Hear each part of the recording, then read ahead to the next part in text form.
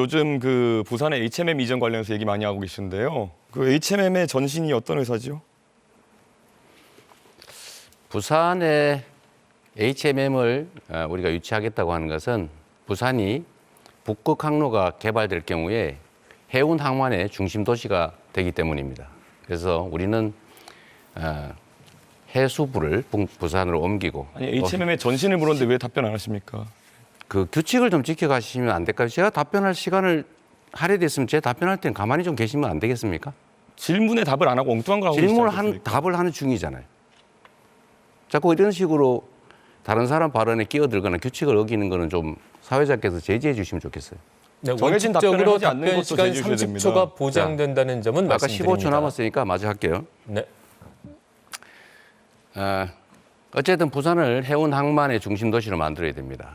그리고 그 중에 해운 물류 회사를 부산으로 집중시키는 게 매우 도움이 된다. 그래서 HMM을 부산으로 보내겠다. 그리고 HMM은 현대상선이죠, 아마도.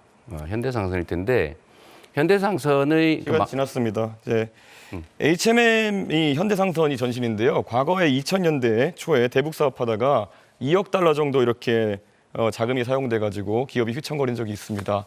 이게 요즘 같으면 대북 송금으로 크게 문제되는 일입니다. 그렇기 때문에 이런 것들을 중요하게 다뤄야 되는데요. 방금 전에 김문수 의원님 말씀한 것처럼 쌍방울의 대북 송금 때문에 지금 이재명 후보 굉장히 곤란을 겪고 있는데요.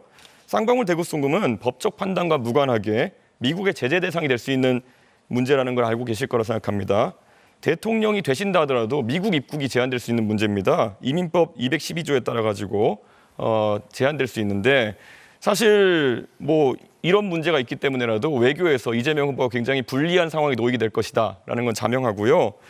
과거에도 국내 정당성이 부족한 지도자 같은 경우에는 대미 협상에서 고생을 하곤 했습니다. 특히 쿠데타로 집권했던 전두환 대통령 같은 경우에는 레이건 대통령 만나는 것도 힘들었고 만나서도 짧게 만나고 헤어지기도 했고 정당성을 인정받기 위해서 많은 양보를 했습니다. 핵무기 개발 포기하고 미국산 무기도 구입하고 국방과학연구소도 좀 축소하고 이렇게 했어야 되는데요. 트럼프가 만약에 트럼프 대통령이 이재명 후보가 당선되면 이런 약점을 가만히 두겠습니까? 저는 흔들 거라고 생각하는데요. 본인의 이런 여러 가지 사법 리스크 때문에 대한민국을 위기에 빠뜨려서야 되겠습니까? 본인의 이런 문제들 다 해소해야 되는 거 아니겠습니까?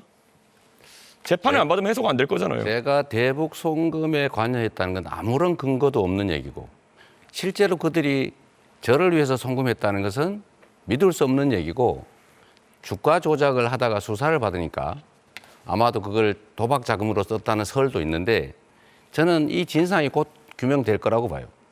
그리고 또 한 가지는 아까 부산 얘기를 마저 좀 하면 HMM은 부산으로 반드시 가게 됩니다. 정부가 지분을 가지고 있기 때문에 얼마든지 가능하다. 의지에 따라서 이 말씀드립니다.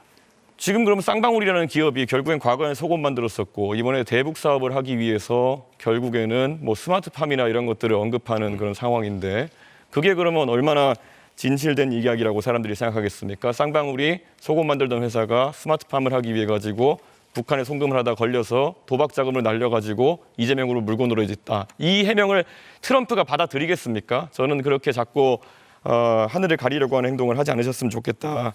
그런 생각을 하고 있습니다.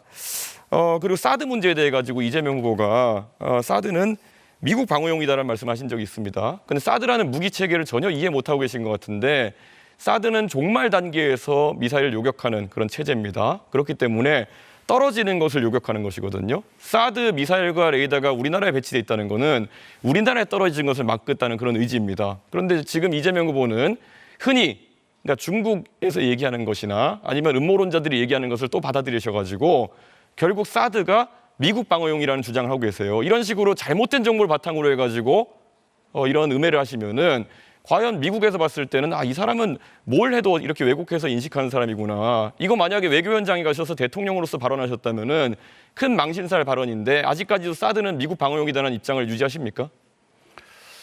한국의 방어는 한국의 독자적인 미사일 방어 체제로 방어하는 게 맞죠.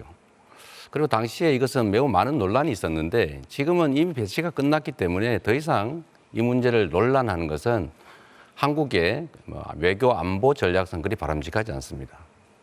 굳이 과거 얘기를 조금 해본다면 그때 당시에는 예를 들면 이 고고도 미사일이기 때문에 굳이 북한이 그런 고고도 미사일을 쏘겠냐, 예, 알겠습니다. 그 필요하겠냐 이런 논란이 현실적으로 있었다. 제가 이재명 후보에게 답변을 이렇게 물어보면요, 꼭 물어본 거 빼고 답을 하십니다. 자기 하고 싶을 만한 하시는데 그러다 보니까 이재명 후보의 의사를 제가 한번 해석해서 이렇게 말씀드린 경우가 많은데요.